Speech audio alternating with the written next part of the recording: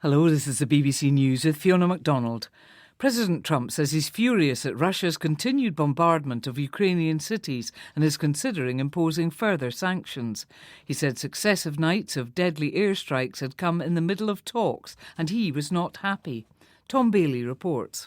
These comments mark some of President Trump's strongest criticism yet of his Russian counterpart, suggesting the US leader's patience over stalled peace talks may be running thin. Mr. Trump said he had known President Putin a long time and had always got along with him, but added, "I don't know what the hell's happened to him. I don't like it." Despite US-led efforts to secure a ceasefire, Russia has shown no sign of halting its Ukraine offensive and has escalated its air attacks in recent days. Health officials in Gaza say at least 15 Palestinians have been killed in an Israeli strike at a school sheltering displaced people. The school is in the Al-Daraj neighbourhood in Gaza City. Dozens have been wounded, including women and children. As Israel expands its military campaign in the Strip, other casualties on Sunday included 2 employees of the International Red Cross. The Israeli military says it's seeking to occupy 75% of Gaza within 2 months as part of its new offensive against Hamas.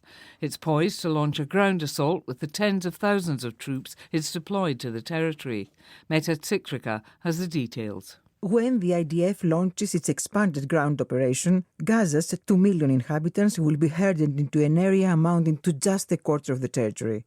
They will be kept in 3 small zones.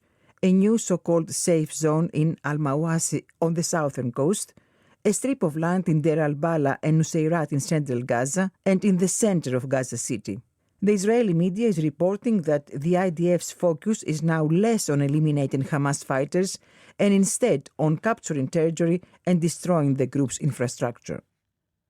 The family of George Floyd, the black American murdered by police in the US city of Minneapolis, have promised on the 5th anniversary of his death to continue their campaign for racial justice, despite the adverse political climate. The civil rights attorney, Ben Crump, who represents Mr. Lloyd's family, criticised President Trump's efforts to scrap diversity programs in the government, university and in law firms.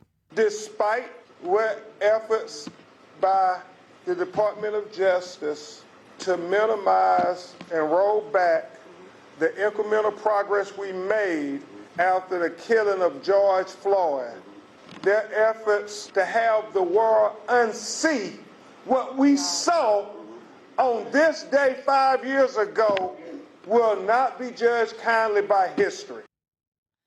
This is the World News from the BBC. A dual US and German citizen has appeared in court in New York after being charged with planning to burn down the US embassy in Tel Aviv. Joseph Neumeier was detained by US officials at JFK Airport after being deported from Israel. He had allegedly been found with explosive devices in a backpack near the embassy. Polls have closed in Venezuela's regional and congressional elections, boycotted by the main opposition group. The vote comes 10 months after President Nicolás Maduro secured a 3rd term amid evidence of massive election fraud. Here's Leonardo Rocha. Very few opposition figures have agreed to take part in the election, and that's all to do with the elections last year when the opposition candidate Maria Corina Machado was leading most opinion polls and she was banned from running. Her replacement, according to many independent institutes, he won the vote and the government just declared a win. So after that, many opposition figures, including Edmundo González, who ran for president, were either arrested or forced into exile, and the opposition took this decision of not taking part. The President of the European Commission says the bloc wants to strike a trade agreement with the United States, but needs more time than it's been given by President Trump. Ursula von der Leyen said she'd held a good telephone call with Mr. Trump following his threat to impose additional taxes of 50% on European imports from next month.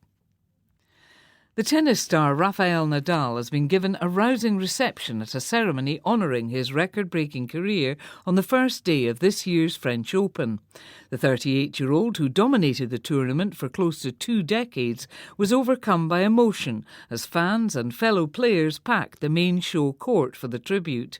The ceremony saw Nadal, who retired in November, presented with a trophy commemorating his record 14 titles. BBC News.